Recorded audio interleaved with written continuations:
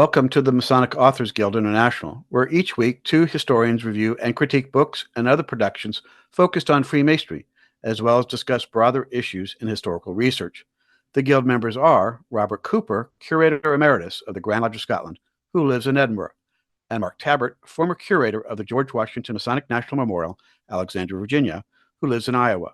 Both Guild members have published significant academic historical research and have contributed to Masonic journals and magazines. Together, they have over 65 years as Freemasons and are members of numerous Masonic research societies and lodges in Europe and North America. The Masonic Authors Guild International's mission, as well as these podcasts, is to promote the highest professional and academic standards in Masonic research, education, and publications. These podcasts begin the Guild's mission by reviewing those that do or do not uphold the highest academic standards and explain why they do or do not. Along with Masonic-related book reviews, the Masonic Authors Guild International periodically enjoys addressing foundational practices of high-quality historical research or broader issues in understanding the history of Freemasonry. In today's episode, we begin a discussion on Famous Freemasons. With what will potentially grow to extended conversations, we will ask such questions as, who is a Freemason? What makes a person famous? Who exactly is a famous Freemason? Conversely, what about presumed or so-called Freemasons and infamous Freemasons? How do we account for those Masons who become infamous criminals or participated in what is now considered reprehensible activities, such as American racist segregationists of the mid-20th century? We certainly don't expect to answer these complicated questions in this short podcast, but at the least we can make a few definitions by examples. American philosopher Ralph Waldo Emerson wrote, "There is properly no history, only biography, and nowhere in human endeavors is this as true as in Freemasonry." Reverend James Anderson's first Masonic history, contained within his 1723 constitutions, begins with Adam and proceeds to name drop as Masons everyone from Noah, Solomon, Ptolemy, Caesar Augustus, all the way to King Ethelstan and Sir Christopher Wren. Since Anderson's time, every generation of Freemason and anti-Freemason have compiled lists of the famous and infamous, which now appear on nearly every Masonic Grand Lodge website and are reused in endless social media posts. All such discussions of Masonic fame must begin with William R. Denslow's 4-volume 10,000 Famous Freemasons, published by the Missouri Lodge of Research in 1957. Former U.S. President, past Grand Master, and past Master of the Lodge, Harry S. Truman wrote the foreword. The title is a bit misleading, as to reach 10,000, Denslow included many men who are often counted as Masons, but he attempts to disprove, such as Alexander Hamilton, Abraham Lincoln, and even William Shakespeare. In his introduction, Denslow states, quote, "It is difficult to establish a criteria for inclusion in these volumes. The reader will note, for instance, that many famous Freemasons have been overlooked, whereas many famous men who were anti-Masons are included. Former members who have been backsliders are noted as such when it comes to our attention, and famous men who have been expelled are listed also. We have given the facts and have not attempted to claim what was not ours," unquote. Before we get to the famous, let's start briefly reviewing how to confirm a man is or was a Freemason. We can talk about women another day. There's only one source that can affirm or deny a man's membership: a Grand Lodge. While Lodge minute books are the ultimate primary source, for men can only be made Masons, quote, "in a duly constituted lodge with a charter or warrant empowering them to work," unquote, but only a Grand Lodge can certify the candidate was worthy to receive the degrees and the lodge was in good standing to perform the work. A discussion of a Grand Master's prerogative to make a Mason at sight will be touched upon later. When a man is identified as a Freemason, first his membership must be traced to a specific lodge who holds a charter from a regular and recognized Grand Lodge. Then there must be a record of him receiving at least the entered apprentice degree in the lodge's meeting minutes. Or, lacking minutes, the man is identified as a Mason by attending a tiled Grand Lodge meeting or other official function as recorded in the Grand Lodge's proceedings. Here are 3 Virginia examples. President George Washington. His lodge minute books exist and show him receiving all 3 degrees. After he died, the Grand Lodge of Virginia's 1800 necrology affirmed his membership. Second, Chief Justice John Marshall. There are no lodge minutes to confirm his membership, but as he served as Grand Master of the Grand Lodge of Virginia between 1793 and 1795, there is no question that he was a Freemason. Lastly, President Thomas Jefferson, who is often assumed to be a Freemason, but there was no lodge anywhere near Charlottesville when he was living at Monticello before 1776, and there's no mention of Freemasonry anywhere within his vast correspondence of more than 20,000 letters. People have suggested that he was a Freemason because he attended the Masonic cornerstone ceremony of the University of Virginia's main building, but more likely he attended because he founded that university. Until a minute book from a duly constituted lodge is found, or a Grand Lodge is willing to certify as such, Thomas Jefferson is certainly famous, but not a Freemason.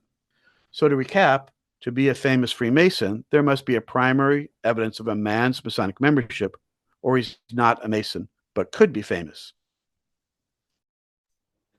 In our MAGI opinion, and for this episode, there are essentially 4 types of famous Freemasons. Those who are famous within Freemasonry for their Masonic activities. Those who are publicly famous, but not famous for their Masonic activities. Those very few who are publicly famous and famous for their Masonic activities. And lastly, those who are infamous both publicly and Masonically.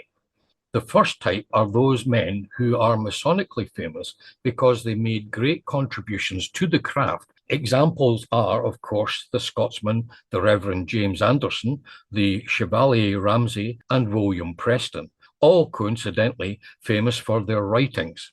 The Constitutions of 1723, the Oration of 1737, and the Illustrations of Masonry published in 1772, respectively. However, these types of famous Masons are not known to the general public. Certainly, some of these men had a public reputation on the national or even international level, such as Sir Walter Scott, Albert Pike, or Joseph Fort Newton. Most, however, have faded from public memory, yet are recalled with reverence by many Freemasons, their lodges, and Grand Lodges. Then there are men who are publicly famous, but who also happen to be Freemasons. Examples are King George VI, Sir Winston Churchill, department store founder J.C. Penney, and actor John Wayne. Most of such men who joined the craft attended very few meetings. The impact that Freemasonry had upon them is unclear. They may have been proud of their membership, and it was probably something that they enjoyed on a casual level. Such men were famous, but not because they were Freemasons. 3 particularly military favourites and nearly of equal rank are Field Marshal Sir Douglas Haig, General of the Army, and Secretary of State George C. Marshall, and General of the Army Douglas MacArthur. The first, Earl Haig, was initiated in Elgin's Lodge at Leven, number 91, in 1882, but not passed, then raised a Master Mason until 1924. In other words, it was a 44-year gap after his initiation that he was passed and raised. But in 1926, he served as Worshipful Master of the Lodge. General Marshall was made a Mason at sight on December the 16th, 1941, by Ara M. Daniels, Grand Master of the Grand Lodge of the District of Columbia, but is not known to have ever attended another Masonic event. But he was rather busy for the next few years. General MacArthur joined Freemasonry in the Philippines in 1936. It is often said that he was made a Mason at sight by the Grand Master, but he actually received all 3 degrees in one day. However, he joined when he was 56 years old and after he had retired for the first time from the United States Army. It's a bit absurd to suggest that Freemasonry played a significant role in Field Marshal Haig's, General Marshall's, or General MacArthur's lives. All 3 had already achieved not only the highest military office, served as a vast number of other capacities, offices, and vocations. Certainly, they supported the craft for the rest of their lives, but none of these activities shaped their character or guided their actions. For generations, the inability or unwillingness of Freemasons to clearly delineate between famous Freemasons and the publicly famous who happen to be Freemasons has created great confusion. Within the craft, many brothers attempt to equate Masonic success or Masonic honours with public success or honours. While it is a wonderful thing that Frank Land created and grew De Molay for Boys into a great international organisation, it is not in the same league as Henry Ford's success in the automobile industry. Yes, it is wonderful that Rob Morris to be called the poet laureate of Freemasonry, but his poetry is not on a par with that of Rudyard Kipling. On the other hand, there are those very few truly publicly famous men who also remain truly famous Freemasons. A few examples are the Scottish poet Robert Burns, Benjamin Franklin, Texas founder Stephen Austin, King Edward VII, and silent film actor and Shriners Imperial Potentate Harold Lloyd. One of the lesser-known famous Freemasons is Vannevar Bush, born 1890 and died in 1974, who was President Franklin Roosevelt's chief scientific advisor, and he headed the World War II Office of Scientific Research and Development, which helped develop sophisticated radar, the atomic bomb, and other projects. He was later responsible for the creation of the U.S. National Science Foundation. He helped create Raytheon Corporation and was dean of the Massachusetts Institute of Technology School of Engineering. He was a charter member of Richard C. McLaren Lodge, the MIT Lodge, in Cambridge, Massachusetts, and in 1922 was the lodge's second master. But a more obvious example is President Harry S. Truman. He joined Freemasonry when he was a young man, and as his career and life developed, he continued to participate in the craft and join more Masonic organizations. In 1942, when a U.S. Senator from Missouri, he was elected Grand Master of the Grand Lodge. During his 7 years as president, he made monumental decisions that continued to shape the world today, while he also found time to support Freemasonry. Even in his retirement, he made frequent appearances at Masonic events in the Show Me State and elsewhere.